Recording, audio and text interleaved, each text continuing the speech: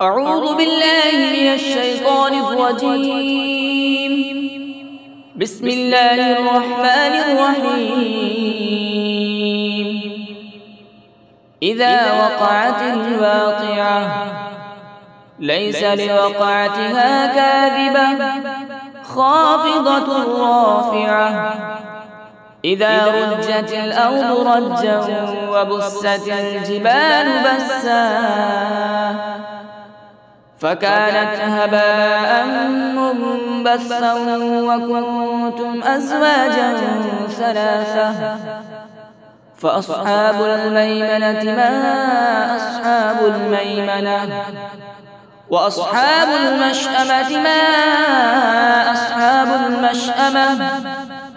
والسابقون السابقون أولئك المقربون في جنات النعيم ثلة من الأولين وقليل من الآخرين على سرر موضونة متكئين عليها متقابلين يطوف عليهم ولدان مخلدون بأكواب وأباريق وكأس من معين لا يصدعون عنها ولا ينزفون وفاكهة مما يتخيرون ولحم طير مما يشتهون وحور عين كأمثال اللؤلؤ المكنون جزاء بما كانوا يعملون لا يسمعون فيها لغوا ولا تأثيما إلا قيلا سلاما سلاما وأصحاب اليمين ما أصحاب اليمين في سدر مخضود وطلح منضود وظل ممدود وماء مسكوب وفاكهة كثيرة لا مقطوعة ولا ممنوعة وفرش مرفوعة إنا أنشأناهن إنشاء فجعلناهن أبكارا عربا أترابا لأصحاب اليمين ثلة من الأولين وثلة من الآخرين وأصحاب الشمال ما أصحاب الشمال في سموم وحميم وظل من يحموم لا بارد ولا كريم إنهم كانوا قبل ذلك مترفين وكانوا يصرون على الحنث العظيم وكانوا يقولون أئذا متنا وكنا ترابا وعظاما أئنا لمبعوثون أوآباؤنا الأولون قل إن الأولين والآخرين لمجموعون إلى ميقات يوم معلوم ثم إنكم أيها الضالون المكذبون لآكلون من شجر من زقوم فمالئون منها البطون فشاربون عليه من الحميم فشاربون شرب الهيم هذا نزلهم يوم الدين نحن خلقناكم فلولا تصدقون أفرأيتم ما تمنون أأنتم تخلقونه أم نحن الخالقون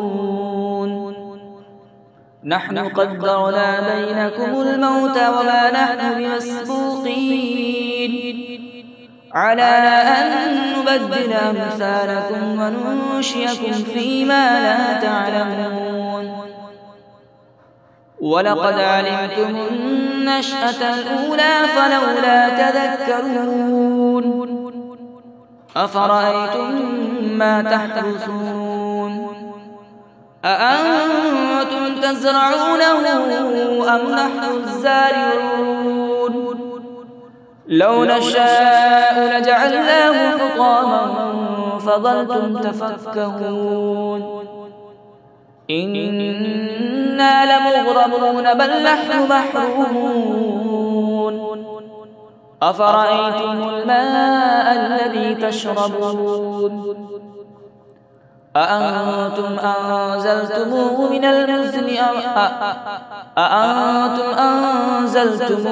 المزن أم نحن المنزلون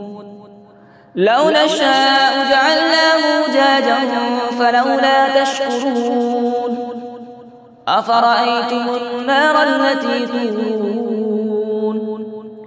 أأنتم أنشأتم شجرتها أم نحن المنشئون نحن جعلناها تذكرة ومتاعا للمقوين فسبح باسم ربك العظيم فلولا أقسم بمواقع النجوم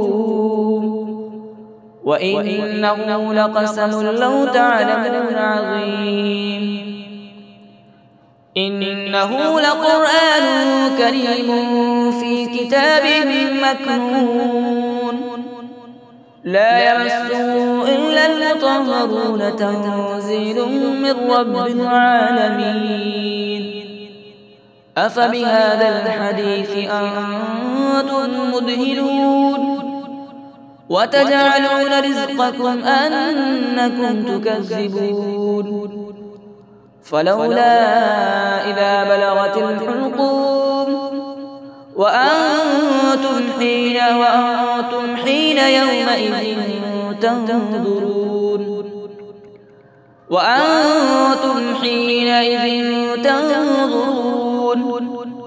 ونحن أقرب إليه منكم ولكن لا تبصرون